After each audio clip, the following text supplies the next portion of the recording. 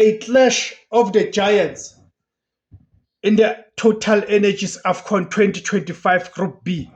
It is Egypt versus South Africa, the Pharaohs versus Bafana Bafana, in a match that is built to be the biggest match of Group B, which will determine, this match will eventually determine who gets to top Group B.